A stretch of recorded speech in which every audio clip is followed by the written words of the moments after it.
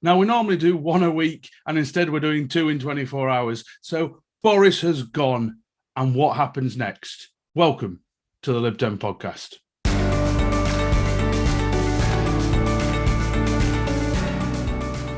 We're back. We should have like some sort of emergency klaxon, but we're doing something a little bit different. But joining me, one of our regular panelists is Laura Gordon. Welcome back, Laura. Hello, it's nice to be back. Nothing much happening. But because it's been an interesting day, we've opened this up to various people, and we might have more people coming in during this episode, but we've opened up and we've got Freddie and Martin have joined us, and we'll introduce them as the discussion gets going. In fact, they can introduce themselves. But let's start with you, Laura. Let's go on. What has happened today? Okay, so we ran through this because before we started, because I'd kind of forgotten, I'd lost track of it. So basically, we woke up this morning and a couple more people had resigned overnight. Then more of them kept resigning. Everybody had to update their graphs with the maximum number of people that had ever resigned. It hit the magic number. I think Martin told us earlier, the magic number in the corner of the BBC's ticker hit 54. So we had 54 ministerial resignations. At that point, I think it became clear that Johnson was going to resign. People kept resigning at that point. So the resignations kept on ticking up. Then he came out and made a speech, which I think we'll get to later. But I think my initial thought was, wow.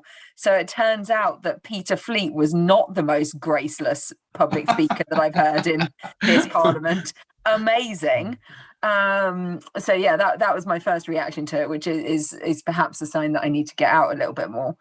Then we've had this afternoon this sort of very bizarre sort of spectacle of him appointing a cabinet full of people who sort of 24 hours ago were denouncing him and, you know, have now kind of wandered back into his cabinet. There was also the sort of shortest ministerial tenure of all time, which was the Education Secretary, Michelle Donnellan, who was appointed on Tuesday when with the sort of initial wave of resignations, and then resigned herself only 48 hours later. And Zahawi also sort of called for Johnson to go. So I think that was the kind of main trigger. But yeah, it's been an absolutely bizarre sort of 24 hours. And we now have the kind of spectacle of the Conservatives continuing to argue about whether Johnson should stay on as a caretaker or whether he should go immediately. Very succinctly, I think that deserves almost a round of applause for getting all that in one go. But let's introduce some of our guests we've got on today. So, Martin, introduce yourself to the podcast and welcome.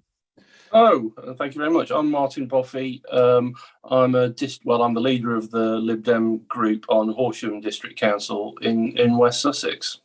Your first impressions then of today, Martin? Well, I was just actually contemplating what Laura said about Michelle Donnellan and thinking of Nadeem Zahawi, and I'm just trying to imagine the kind of the mashup parody of Craig David's, what you were doing on Monday, Tuesday, Wednesday, but then I stopped thinking about it because it gets a bit weird after that.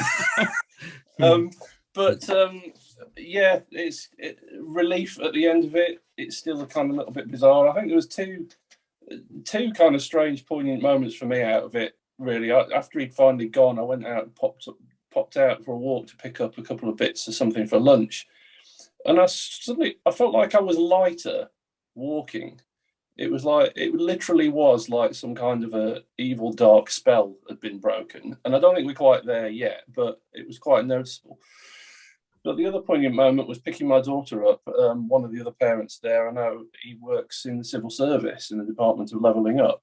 And he said, he just looked really, he's a really upbeat guy, but he just looked kind of broken. And he was just weird couple of days, he says, and I just don't know how they can carry on like this for a while. And I was just thinking, yeah, you've got no ministers, your department doesn't function.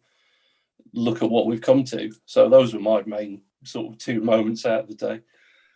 And also we have Freddie. Introduce yourself to the podcast, Freddie. Thanks, John. I'm Freddie. I'm the organiser in Lewis constituency. I'm one of the very few Lib Dems who was lucky to grow up somewhere where we actually had an MP and win regularly with Norman Baker. I unfortunately moved away for uni, came back, and we had a Tory MP again, though, who was not only a Tory, but in the European Research Group. So I went, a few Lib Dems on me from Oxfordshire, where I worked in Layla's team for a couple of years, and I had to come back because we just can't countenance having a Tory in my hometown. So what you're saying is that it's your fault because you moved away? Yeah. Bad luck, Tom. It's like wearing the wrong pair of socks. Yeah. I have to get back into the regular cycle and fair and reasonable. Yeah. So, Freddie, what was your point today when you thought, oh, right, he's off? When was it for you? Was it literally just a complete shock? Because, I mean, for Laura or other people that may not have had a chance to listen to yesterday's emergency episode, I said that I didn't think it was in his character to resign at all. And I think he would, I mean, was it just the men in grey suits coming and told him, look, that's it? I mean, people that aren't sort of that political or involved in politics regularly ask me sort of what I think is going to happen. And I keep saying, yeah, surely this is it. Surely Partygate. Yeah, that's it. Sure. And each scandal, one after the other, I'm like, oh yeah, it's going to happen now. So I've just stopped making any predictions on what he's going to do next, because he just seemed completely like he was covered in oil and everything would just slip off him a bit like Trump. But no, today I didn't believe it was happening until it's happened. And I still kind of don't believe it's happening. It seems slightly surreal, and the whole I'm going to hang on thing, there's rumours that he considers himself a leadership contender. I will only believe it when there's a new Prime Minister in number 10. Hello, John from the Lib Dem Podcast here. We are delighted to say that this episode is sponsored by Pray to Reigns. Now more than ever, you need a professional-looking online presence and website. Pray to Reigns have been helping Liberal Democrat campaigns succeed for 18 years. Their Lib Dem Foci package combines a website, social media and email system to help Lib Dems win. You'll receive great support from real people, fair pricing and a huge range of features to choose from.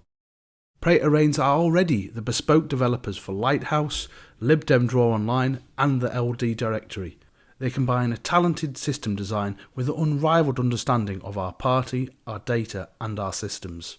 To find out more, check out the Pray to Reigns website at praytoreigns.co.uk/liberal-democrats. We will get on to that because I have got Lib Dems who have contacted me saying about it, has he actually resigned? But let's just go back to I think the key point for me was, I think, obviously, Zahawi saying on Treasury note paper, which he'd only just got, saying, actually, I'm staying, you should go, having been there for 30 hours or something like that. But actually, it was the stuff like the Northern Ireland secretary going, and I thought, with what's coming around the corner, you can't have a functioning government.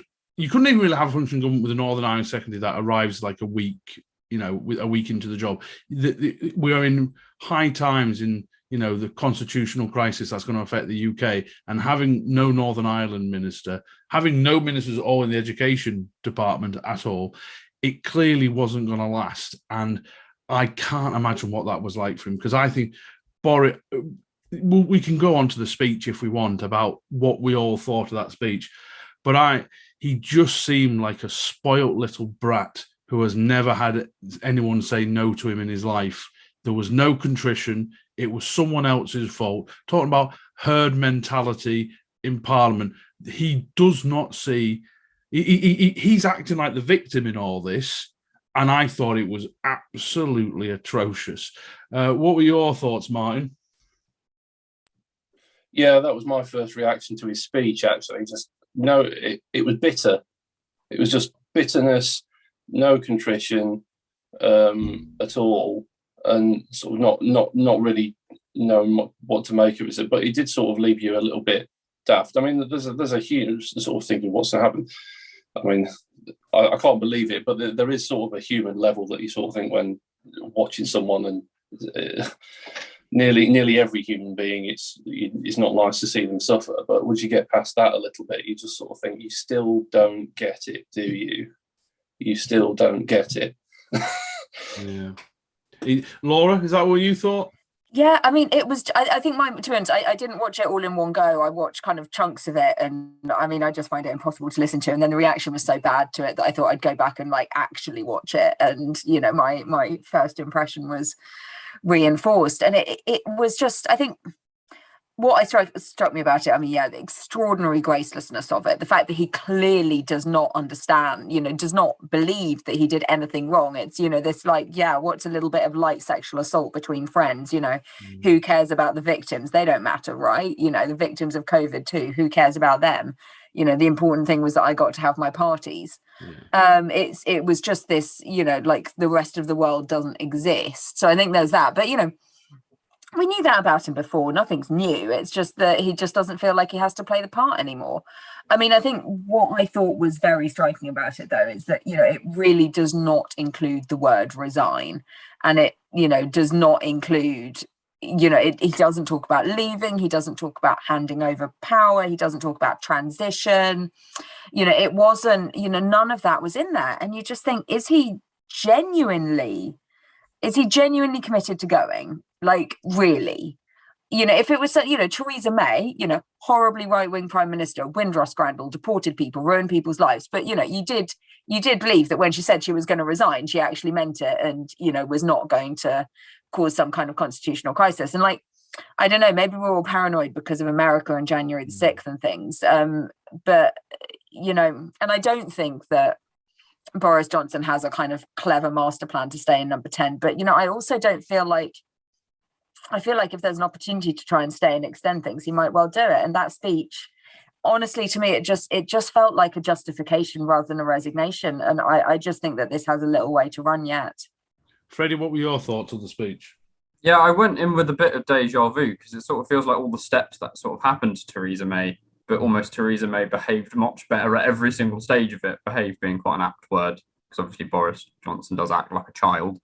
But he very much felt like I was expecting to have this sort of sympathy that I had when I watched Theresa May's speech, because I went in, sort of critical of her, but she sort of won us over by. I think there was a human element to Theresa May's speech. I think when she broke down crying, saying, "This is the country I love," you kind of generally thought she means that. And even though, like, for all the reasons Laura said, that she really was horrendous, both as a Home Secretary and as a Prime Minister, you did feel that personal connection, that it meant something to her and she wanted to do it well. Whereas Boris, I kind of got the feeling he gets the feeling that we owe him something. Yeah. And there was two things as well that I think were... know your place, Surf. Yeah, but she had a sense of duty, Theresa May. It was really palpable in the speech. And she also, I don't think she was exceptional as a Prime Minister, but she did have something of a vision of what she wanted to achieve with the just about managing line and things like that. But Boris, it was just clear, he flitted from issue to issue. He didn't really have anything that he believed in other than himself and populism. And that was really evident that he was just performing again. I think one of the interesting ones, because you listen to a million commentators on days like today, and someone said it was still self-interest in Boris, because Boris needs a career after this finishes for him. And if he isn't like Trump. Well, you can have various analyses of how rich Trump actually is, but he is not short of money, whereas Boris will want some sort of income after this. I mean, Boris is not short of money either, but he's not Trump level of wealth. So, and this is all about, if he trashes his reputation, will he be able to go on the lecture circuit or do whatever? And it just felt, I felt, I couldn't actually believe it, actually, he could be so crass.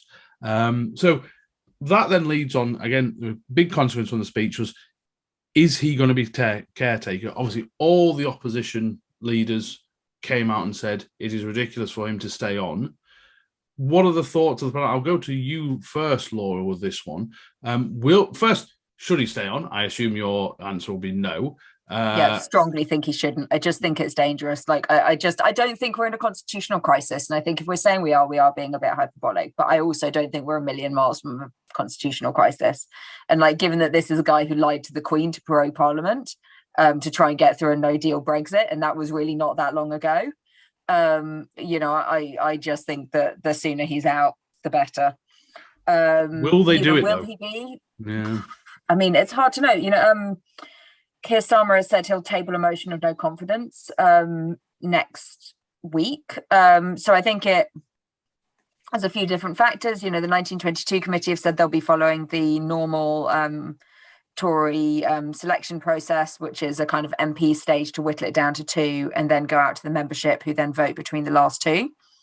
And that would take until September, so it'd be quite a long period. I mean, one of the options which was suggested by John Major was sort of cutting that right down so that the MPs choose.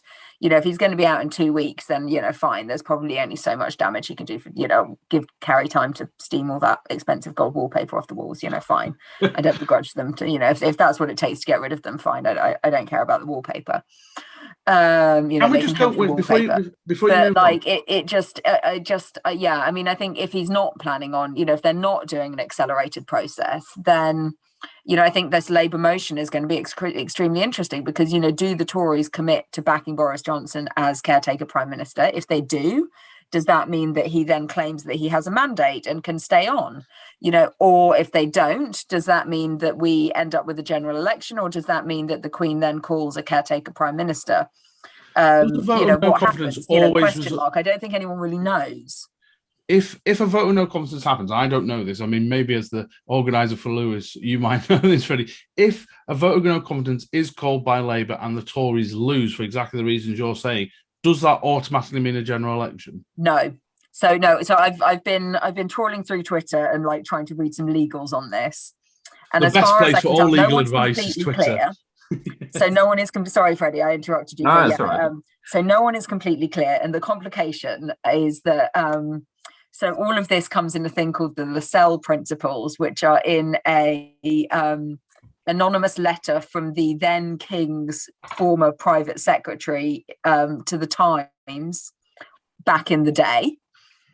And from the Crown, yeah. So the complicating factor is that those principles were superseded by the Fixed Term Parliament Act, but when that was repealed, it's not completely clear if the previous constitutional position is completely restored or not. So I think it's constitutionally ambiguous, but I think the working assumption is that the Lascelles principles would come in, which basically means that if the Prime Minister is trying to call an election for self-interested reasons, then the monarch can say no. And it is up to the Queen's advisors to then advise her on, take soundings and advise her on who might be able to command the confidence of the House, at which point she could then summon them in order to ask them to form a ministry, which doesn't have to happen, there having been an election. And if you look back, this used to happen a lot. I don't know if anyone else did A-level history, where it was all Whigs and early Tories and all of this. But yeah, I definitely remember this happening in the Great Reform Act days, where it was the Duke of Wellington couldn't form a ministry, and so the King summoned Earl Grey, and then we got the Great Reform Act. And I think it then happened again with Melbourne, and it didn't work because by then we had a more democratic system and the monarch couldn't fix it as easily. You do know, if anyone's revising for A-level history, do not take my word for it, but I think it was something like that. So yeah, I think it's a little bit. Yeah, there was a point at time where the Duke of Wellington was holding all four great offices of state himself, because he couldn't get any people to do it. So Boris Johnson cabinet could get smaller, is what you're saying. I think it's called the Nadine Dorries effect. Yeah, but I do realise there'll be members of the Liberal Democrat history group going, what are they saying, these people, to us right now? So, but I'm interested, Freddie, like I say, in your opinion, because you'll be preparing, given where you are, for a general election that might, actually Laura to Faye is exactly the same as well, preparing for a general election that might happen at any point between now and January 2025. What are your instincts on this? Again, I really don't like making predictions on this, because I feel like I'm going to look like a mug whatever I say, even if I'm right. Welcome to the podcast. That's what we do. But the factor I think that is huge in this is the boundary review is coming in the summer of 2023. That's incredibly favourable for the Conservatives. Even here in Lewis, we lose a load of villages which have a really close tie to the town of Lewis. For a long time, we've been really active campaigners in. And across the country, the Conservatives will be better off under that boundary review. So I could imagine a new leader coming in September, having 9 months or so to do a few visits abroad, a few little trade missions, and a little bit of an agenda, but not enough time to mess anything up on a huge scale, and then call it once the boundaries come in. That's interesting. So, Martin, I mean, I got the impression yesterday when there was all this talk of, after that liaison committee appearance by Boris, and everyone goes, how is he going to cling on? And what is he going to do here? The Tories seem genuinely worried about a general election this year. They know it's horrendous for them at the moment. It's probably going to get worse as because don't forget, the next price cap rise on energy only comes in October, but gets announced in August. So they will not want a general election at all anytime soon. I don't see it, Martin. Do you see them going for a general election? I think it partly depends on who they choose as the leader, and how, what sort of type person. And if they go for another chancer who just has an unbelievable belief in themselves, I think it's going to be a bold move to go for it. And the question is whether they go for the sort of person who believes in bold moves, or whether they want to go for someone who, actually believes in sound government. Be a bit novel, but they might go for it. But I think I'm struck sort of kind of by having these conversations. I've kind of calmed down a little bit of it. I'm not a conspiracy theorist on these stuff, but I would just like to say, look what this man has done to us. He has stress tested the convention-based British Constitution to destruction. Right? Can anyone imagine having these conversations under any other prime minister, to the point where we're sort of thinking, well, what might he do? Might he just call a general election? Might he just anything's possible sort of thing? And he's so traumatized us, right, to the point now where we're talking about, I'm not going to say whether I think he should go right now, stay right now, whatever. But funnily enough, what he's trying to do is actually, for once in his life, the conventional thing to do. And everyone's going, oh, God. Yeah, because that is a good point, though, because if we think about it, after Cameron announced, after Blair announced, I think even after Theresa May announced, they all stayed on to do this kind of transition period. It's just, I think it says something to his character, the fact that none of us bloody trust him to go. That's the problem.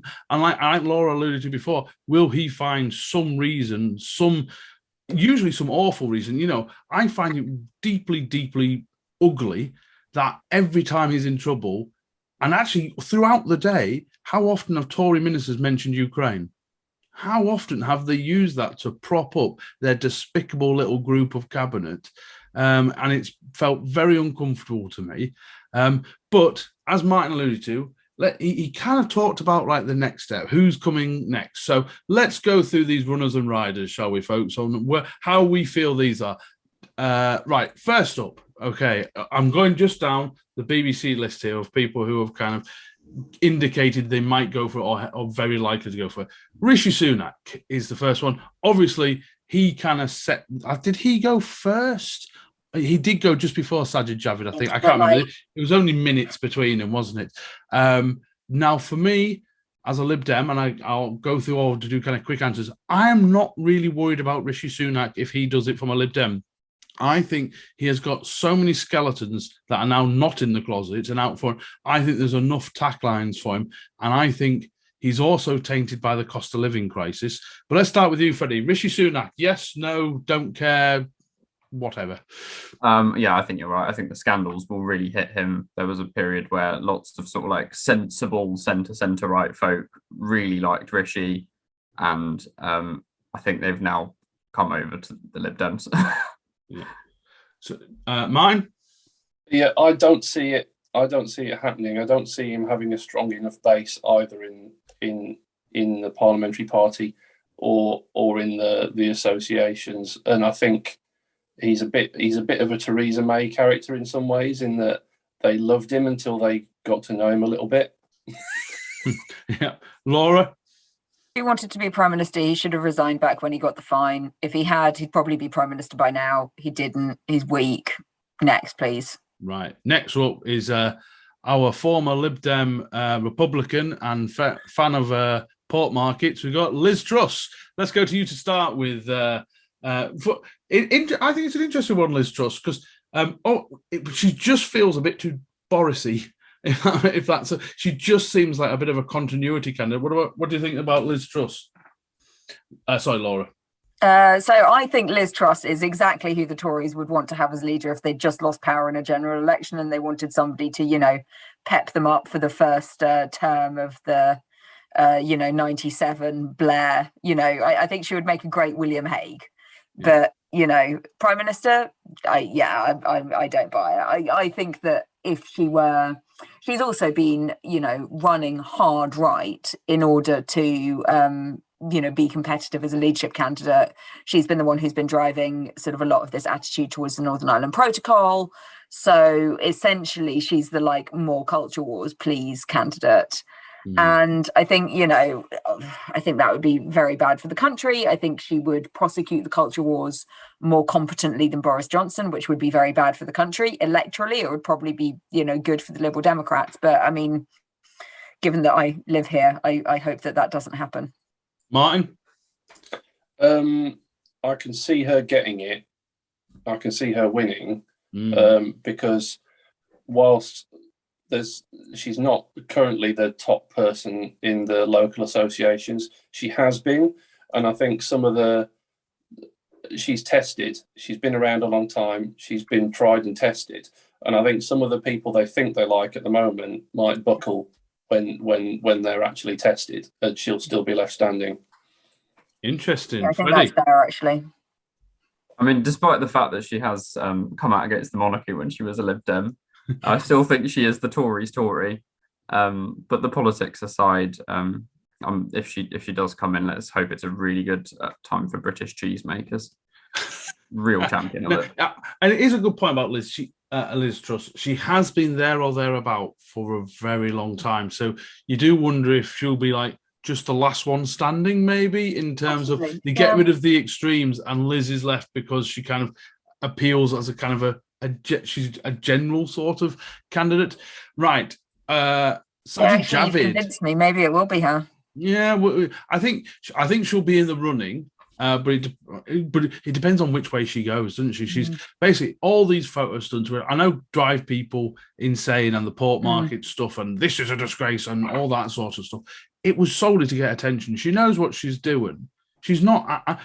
She comes across as a bit, bonkers. Oh yeah, no, she's definitely super smart. But I think she's playing up to it. But I wonder now that Boris, because she's, like I said, continuity Boris sort of candidate, whether that will hurt her and whether she will start being serious. She'll start playing on getting Radcliffe released from jail, etc. Whether the things she has actually done, she might try and paint herself as actually personality like Boris, but with a bit of steel in her.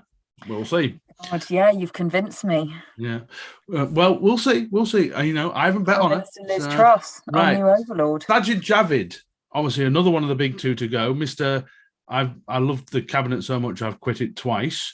I don't see. I think he's a bit of an also round. I think there'll probably be people stronger. But what do you think, Freddie? He's one of the ones I'm a bit more worried about. I think he's got quite a good personal story. And he comes across as reasonably competent. I've got very divided thoughts about him. I think he's one of the more authentic ones. I think he's got a much higher likability factor. I think he can reach a lot more people than others. So, like Freddie, I'm a little bit worried about him. I think he stumbled quite badly when he stood last time, but maybe he's learned from that and maybe he's a bit more ready this time. So that'll be interesting to see. Yeah, I think Sajid's is an interesting one. I think he certainly ticks a lot of boxes. I think he sort of campaigned for Remain, but he has sort of Brexity vibes. And so I think he could sort of potentially go across the two wings of the party, and having not been in government when sort of some of the Partygate stuff was happening, I think he's kind of off scot-free, whereas with someone like Rishi Sunak, you do have to sort of ask questions like, did you not notice when you were living in the flat next door? Yeah. So I think Sajid Javid does tick a lot of boxes. I mean, I suppose with, I don't know what he thinks about a lot of issues. And I think with a lot of these, I think Liz Truss and Rishi Sunak, they've been in government in senior positions long enough that we have a reasonably solid idea of who they are as politicians, what their ideas are and what they want to do. And, therefore, if we're thinking about sort of the next election, whoever the Tories end up picking will be sort of running the country for a while, running into the next election. So actually the kind of things like, people won't be making a decision based on their kind of what they, how they are or who they look like, or, they'll be making decisions based on kind of, do I feel richer? How do I think the country is going? And I think with someone like, and especially as we go through sort of Sajid Javid into the sort of even less well-known candidates, and I think especially at the moment with the kind of key issue being the economy and the cost of living, what are Sajid Javid's? He didn't really, I know he was Chancellor, but not for long enough to do a budget. So I don't really feel like I know what his kind of economic positioning is. I assume he's pro-austerity because he's a Tory, but, how is he a sort of Sunak-like, massive ideologue on it, or is he more flexible? I don't know the answer. And I think in terms of their kind of, if you think they're going to be a snap election, then the kind of snap judgment becomes important. If you think the election's going to be in a year's time, then actually it's, could they do the job? And I mean, I think he probably could. Would he be any good at it? Well, we probably wouldn't like what he did because he'd be in a different party. But, there's just so much lack of information there. And I think Sajid Javid's one of the ones where I do have genuine questions about, I just don't know. I don't feel like I know who he is. Yeah, it's going to be interesting because we'll go through the rest of them, but also about what it means, whether it enhances their chances or weakens their chances, whether they were in the cabinet, whether they left. And we're going to talk. The next one is Zahawi, who's obviously been in, out, up, down, well, backed him, wield the knife, and so it's all sorts of. I mean, Zahawi's an interesting one, and he's positioned himself quite cleverly in terms of I back him, but writing's on the wall, Prime Minister. So, but how will that play out? I mean, I'll go to you first, Martin, with Zahawi. Now he's been loyal, and then took the big job, and then was probably the reason this all snowballed today. Was probably his letter. Yeah, that letter on that paper. Yeah, it was brutal. Amazing. Got to use the notepaper at least once. I know, quite. I don't actually know what to make of him. He seems competent. I mean, it's hard to say that because he feels like he's very much part of the City Hall crowd of the people that have been with. There's lots Boris. Of rumours about Zahawi and his money, though. There are, yeah. I think he may have skeletons, and I think the Tories will probably want someone, very clean, almost unsullied. He charged the taxpayer to heat his stables. Yeah, see, it's just one of those things. What about you, Freddie? I just can't see him getting it now that he took that Chancellor position. Of course, he is Mr. YouGov as well. So there was and Teletubbies. Let's not forget his other side of what he did. He is involved with the Teletubbies, wasn't he? So that's a good sign on his. Yeah, he set up selling Teletubbies merchandise. Sorry, that's how he got going. I knew there was something. Oh, that went from being quite respectable to a bit weird. Very quickly. That's right. That's a good point. Okay, let's rattle through. So this is what one I think could be there or there about Jeremy Hunt.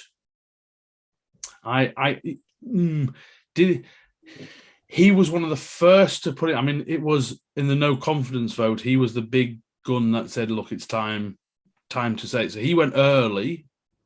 What do we think? Someone go on, Laura. Use Jeremy Hunt. Oh, sorry. I think he'll be seen as yesterday's man. I mean, he would be a sort of back to the Cameroon, brand of the Conservative Party. But are they not ready for that, then, Laura? Sorry? Are they not ready for a slightly more centrist stories? And if you look at sort of the con home matchups and things, he's not doing particularly well in the polling. I don't think so I don't know. He ran a leadership campaign before, did better than a lot of people expected. So maybe he'll bring that experience and run a stonking leadership campaign, but I'm not sure if I really see it. And I think also having the kind of former health secretary, who was sort of at the time of the when we're having the COVID inquiry, the person who was health secretary when we were sort of selling off the pandemic stocks and things like that, it feels a little bit of a hostage to fortune as well. Do you think they'll care? Do you think that will matter to people? I don't know. Maybe not. Yeah. Maybe not. It feels like I do wonder, and Lib Dems have got to be careful, and Labour as well. I think Boris going. I mean, we have wrapped so much stuff into Boris, and I'm sure the Tories hoping they will tie as much crap around his neck and then throw him overboard and hope he takes it with him. Freddie? Well, one other person that things in the pandemic did stick to was Matt Hancock, where he's gone too. I wouldn't be surprised if he stuck his name in the ring, though. Yeah, he seems the sort, doesn't he? That. Okay, so actually, Hancock's already said he's not standing. Fortunately, but no one asked him to. He announced it on his app. Yeah. Jeremy Hunt, interesting one with Jeremy Hunt as well. His seat's looking a bit dodgy. So that's a good point, actually. Yeah. But the one of the biggest driving wedges in the Conservative membership right now is: are you a Remainer or are you a Brexiter? If Remain leads still, that is the biggest decision making factor, I think, for someone like Hunt, which is why I just think the membership won't go for it. I think that it depends on what they did since, because we'll talk about the next one who has come out on top, and obviously very local to me. I've stood against him 3 times. Is Ben Wallace, so he's now firmly in the lead to take over. Was an ardent pro-EU Remainer, but then sold his soul as soon as he could to back the hardest of hard Brexits. Obviously, ultra Johnson loyalist. The Johnson's leadership campaign started at Ben Wallace's house, so he's got that behind him. I will say he's come across as competent, but he doesn't talk about anything. Nobody knows anything about Ben Wallace. They know he came across as someone who cares about his portfolio in the Ministry of Defence. He was still involved in the debacle of Afghanistan, but I think the Tory, but he's got a gaff in him as well, which he does like to talk off the cuff. So I think Ben Wallace might get it, which will make my life fun. But what are your guys? What are you thinking? Let's go with Laura for Ben Wallace. Yeah. I actually had a question for you, John. I mean, do you think he wants it? Because I think a lot of the speculation about him is, actually he seems to really like being Defence Secretary. Does he want to just stay as Defence Secretary? I think Ben Wallace likes to play the reluctant hero. In my things, no, I don't really want it, but go on then. Yeah, I remember if you insist. I have a pint with Ben after the hustings we've had. He's a perfectly nice guy to chat to. I feel if he got that job, if he got within a sniff, and he's clearly manoeuvring for it now, he would want it. And I think that kind of, give it to someone who doesn't want it. I think he thinks that's his best way of impressing. And it seems to be working. He's now, let's say, topping the polls for potential amongst Conservative Party members. Martin, your thoughts on Ben Wallace? Yeah, I mean, he's sort of one of those people I was talking about when I say, well, he's really popular at the moment, but with the membership, but what's it going to look like if he's tested? I don't know whether he wants to do it. They say that he's a committed family man, and does he want to put his youngish family through it or whatever, 3 kids? He is a bit gaff prone. I remember right at the very start of the invasion of Ukraine, him saying something about, well, the Scots Guards won the Crimean War, and something like, there's only about 100 of them now, so I don't think they're going to stand that much chance against a battalion tactical group. But I don't know, maybe they do nowadays. It doesn't seem to have worked that well for them. But he's charismatic, though. I will tell you that. And he's the interesting parallel actually with me and you there, John, is that my MP is Jeremy Quinn, who's his number 2 at Defence, and they're both in this position now of they sort of seem to get a pass from not resigning because of what's happening in Ukraine, and a lot of my members around fellow members around here locally are sort of saying, well, Jeremy should be resigning, and part of me agrees, but then part of me thinks, well, yeah, but he's the minister in charge of defence procurement. So a lot of his job is making sure that Ukrainians get weapons. So maybe not having someone in that job at the moment is not that great an idea. And we talked about parliamentaries. One thing that happens is Ben Wallace's seat disappears in the parliamentary review. So what will happen? Will he try and think of somewhere like Lancaster, which would be is a much more of a tough fight? Or more likely, I wonder if he'll go into Ribble Valley and Nigel Evans will retire, would seem to be a way to go. But, Ben's seat is actually being chalked off if the boundaries happen. And I agree with what Freddie said before. I don't think there'll be an election before those boundaries come in. I just think it might happen very soon after those boundaries come in, but I can see that. What about you, Freddie? I don't know a huge amount about Ben Wallace because he's not massively high profile, which is why I think he's in the running, to be honest, because he's not that high profile. But one probably welcome change would be, I think, PMQs of Starmer versus Wallace would be a lot more boring, which actually would probably be quite refreshing, but have a lower viewership. So I wonder if for Wallace, I mean, certainly, if he were to become Prime Minister, what kind of Prime Minister he would be sort of determined, I think, more than most by his choice of Chancellor. Yeah. Or I should say even more than most by his choice of Chancellor.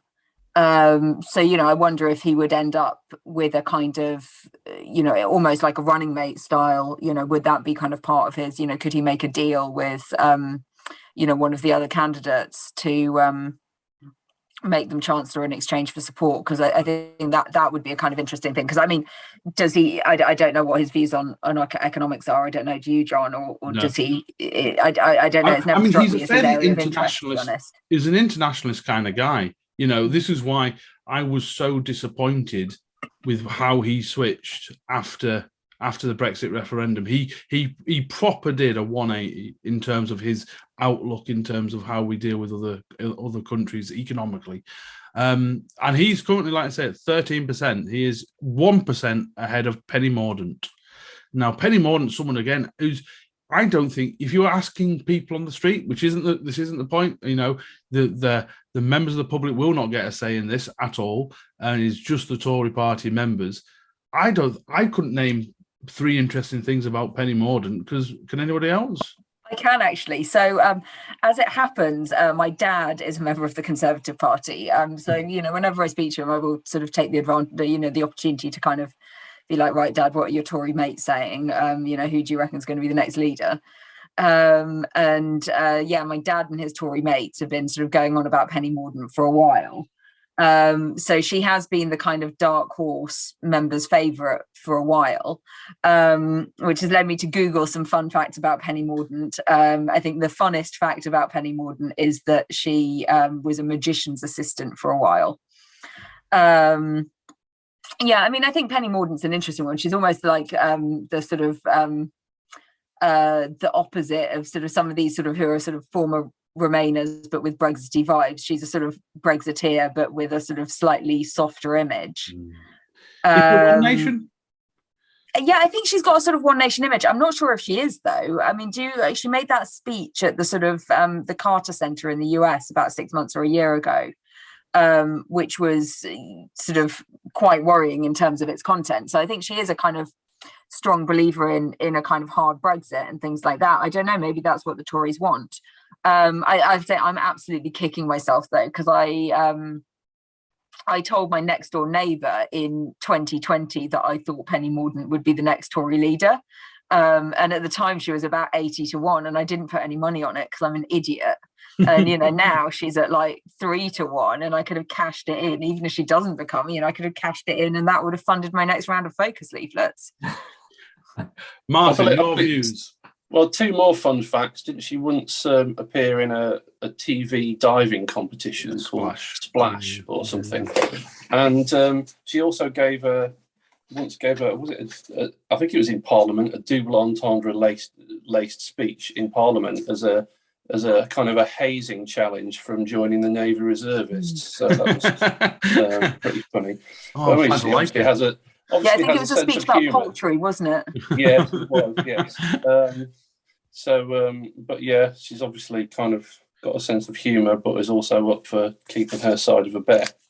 I've probably looked for other challenges in leadership, but seems to be the hold to her principles, whatever they actually are. But yeah, it's been a very long time, and yeah, not very well known, not much of a profile, which depends on whether they want that or not. Now, is it interesting, Freddie, that we just talked about Ben Wallace, Penny Mordaunt, and the next one was Tom Tugendhat, we're going to get on to. All ex-military, all fairly under the radar, all doing quite well with membership, all from slightly different sides of the party, but still doing quite well. Well, the Conservative members obviously are very strong fans of anybody with a military background, which was one of the reasons I was so happy for us when we selected Richard Ford in the Tiverton by-election, because it was outflanking them a bit, which I quite liked. But yeah, it's something the Conservatives like. And to be honest, here in my hometown, it's older than the average part of the UK, and the memorial service is always really well attended. There's lots of interest in veterans. Those are the kind of leaders that those voters will like having that background. It does appeal to people sort of instinctively. So that does worry me. And I also think Penny Mordaunt has the soft appeal to the other group of people as well. She, interestingly as well, Penny Mordaunt doesn't have a terrible reputation with opposition MPs, because she was often quite good at doing briefings during COVID and actually being quite upfront with opposition, where other ministers in the terribly incompetent government were just basically giving out nothing. Yeah.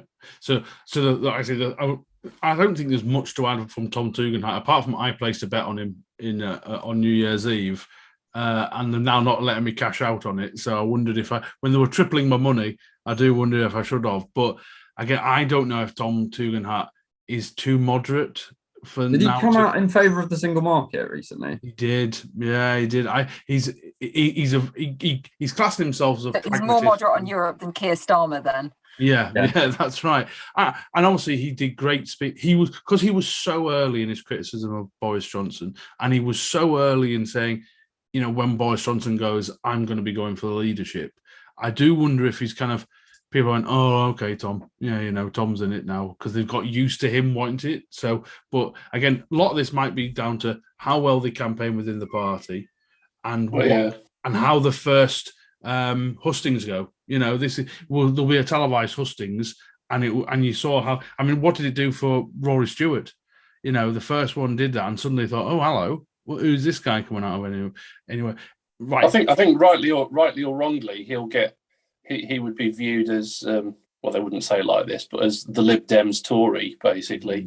But that would be great for us. That would worry me. That would worry me campaigning. As a Lib Dem, and the Tories won't listen to what we say here, because the last person that did, he ended up losing his seat in the local elections, is that I would be worried of someone like Tom Tugendhat, because I think that moderate Tory vote that helped us win in these by-elections would be very difficult to keep hold of with someone like that. But my gut instinct is the Tory membership won't want that. And so, because what the Tory membership want and what the electorate want, I think are quite divergent now. Which brings us on to divergent things, the right wingers. Okay, so I'll kind of mop these up I'll let you do, how many have we got here? I'll let you do 3 at one time. We've got Braverman, who's come out, Steve Baker, and Priti Patel. Not one of them has got a chance in hell of winning, in my opinion. I think they are all, they're basically nuts. Anything you'd like to add on those 3, Martin? Well, just the fact that this morning on the radio, in her first speech, Braverman, the one thing that stuck out to me, she decided to attack wokeism and cancel culture, which was just, well, you're getting that one in early, aren't you? That's just, I mean, maybe they'll like that, but I just think she would be an absolute disaster. I don't think, she hasn't come across as competent at all. No. Even for Tories, they must think we must have someone better than Suella Braverman. Laura? So I think with both Baker and, I mean, it's the only thing they've got in common, really, but both Baker and Tugendhat, the fact that they've never been ministers is, I mean, traditionally, there are 2 ways that you prepare to be Prime Minister. Either you are a Secretary of State in a senior role, or you are leader of the opposition. And it is a very long time since we have had a Prime Minister that had not been one of those 2 things prior to becoming Prime Minister. And honestly, there are many reasons to question Steve Baker's judgment, but, even with Tom Tugendhat as well, the fact that you haven't done either of those things and you then think you can suddenly step straight up to be Prime Minister, having never run a department, it raises a serious question for me about judgment and temperament, that questions their suitability for the role. Steve Baker, I mean, his speech was absolutely bizarre. I mean, it was I've decided that I will be competent and I am going to just I think Steve Baker's started to believe his own hype. I think he's got people from the ERG, of course, who he's a member of it. I don't think he's the chair of it, but I think he's been involved in it for a very long time. I think he's got too many mates in his own little right-wing echo chamber saying, "Oh, Steve, you are wonderful. You are brilliant." Mad. And actually, if you look at the membership, sorry, Laura, I'll just say the membership, he's nowhere near in terms of that side. So I do wonder, and that goes into your question from earlier, how important will the referendum and the Brexit come into choosing that one? Because you'd think Steve Baker would be right up there. But I suspect he's there to get his issues talked about, like they always talk about in the West Wing or whatever, and such things, and also B, quite possibly to nobble anyone that the Brexiteers see as a threat from the other side. He's there to sort of take out the Remainers. But is that a bit like, that's what Labour thought about Jeremy Corbyn? We'll have the far left candidate to kind of shake things up and keep them honest, and actually look what happened. Freddie? I mean, it does really just show how sad the situation we're in, that initially 300 or something Tory MPs get to decide the final two, and then the Tory members get to decide our Prime Minister for potentially the next 2 years. It's a horrible situation to be in, the amount of power that they've got, that a really selective group like that could just go for someone like Steve Baker because he appeals to them. And the other thing with Steve Baker is there was a period of time where he was arguably the most powerful person in the country when Theresa May was Prime Minister. He brought her down and then negotiated the deal with Farage, allegedly, which saw Reform UK stand down in a number of seats in 2019, including here, and arguably changed a lot of the results in that election. But just a note on why I think Steve Baker could do it. I think he's a bit of a palate cleanser to Tories, in that Boris has basically got no ideology other than Boris, whereas Steve Baker is very much a libertarian. He has Christian principles that he follows, and he's seen as somebody who's quite moral on following his beliefs. So I don't think he's in it to swing the contest. I think he wants to win. Yeah, interesting. I'm not sure he's a winnable candidate. Yeah, I think political parties sort of overcorrect slightly, and I think that there's a little bit of a we've had big dramatic Boris Johnson. We want someone who's boring and safe, and I think that will count against someone like Steve Baker. I mean, I also think it is one of these where we're sort of constantly hearing from pundits about how important Brexit is, and including to Tory members and so on. And I suppose I just.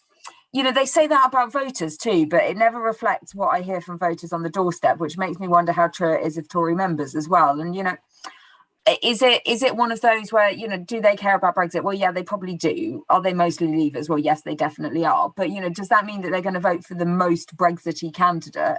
I just don't think that follows. I think that they will see it as, are they going to want to vote for someone who's going to rejoin the single market? Probably not. But actually, as far as they're concerned, Brexit got done. They're reasonably happy about that. And, they probably want a kind of safe pair of hands to, embed it and make it work and sort of all of this. So, I would expect it to come up in the hustings, and I would expect it will be an issue. But I don't think that the membership will be, thirsting for a Brexit ideologue. And I do think that it's sort of overstated. I mean, it's one of those where I think it's interesting. It's kind of, it's both understated and overstated, understated in that I think the kind of Brexit Remain divide in terms of all of the other things, all of the cultural stuff that goes with that, and the kind of other things that you tend to think if you're a Remain, or other things that you tend to think if you're a Leaver, and that kind of, that's incredibly important and is driving the realignment that is still driving politics, and why we see a lot of these kind of blue wall seats shifting to the Lib Dems. So I think it's it's incredibly important from that perspective, but actually, is it at the forefront of voters' minds, even sort of Tory party members? I just don't think it is. I think they're going to want to. I think ultimately they're going to want somebody who can win, and that means that they'll want somebody who can They'll probably be very worried about the Lib Dem threat, because we have shown that we're more of a threat to them than Labour are. And they're more worried about Davey than Starmer, which I think they're correct to be, because I think Davey's better. So I think they'll be looking for a winner, and I think specifically they'll be looking for someone who can beat the Lib Dems. Whether they'll be successful at that is another question. The fact that their so-called Lib Dem whisperer lost his seat to the Lib Dems in the county council elections is in our favour.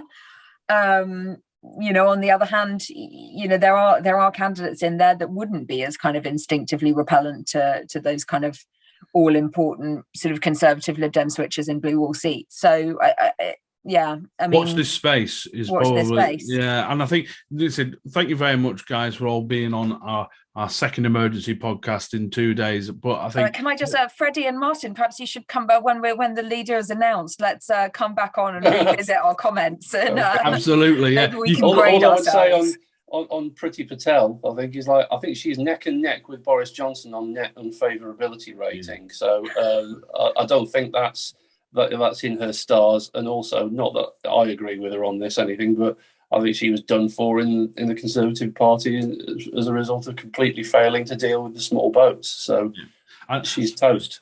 Yeah, as far as I can see, we talked a little bit about Liz Truss and culture war stuff. Patel this is the problem with culture war stuff. If you start spouting stupid ideas and then they don't work, or you never actually go through with them, you end up looking like an idiot. And that's why Patel will not win this contest if she stands. But no, very interesting, guys. Thank you very much for that. We will be back we've definitely got another episode next week anyway, all about election packs. So make sure, because that was our 3,000th Twitter follower chose that as a subject, and many of our regulars have very strong views on that, so we will do that. That is definitely next week, but you never know what might happen. Johnson might prorogue Parliament or something next week, so we might have to have yet another emergency episode. But thank you very much, everyone, for listening. Thank you very much, Martin and Freddie, for coming on. Brilliant first time outing on the podcast. Do everyone make sure you enjoy the sunny weather that is coming this weekend.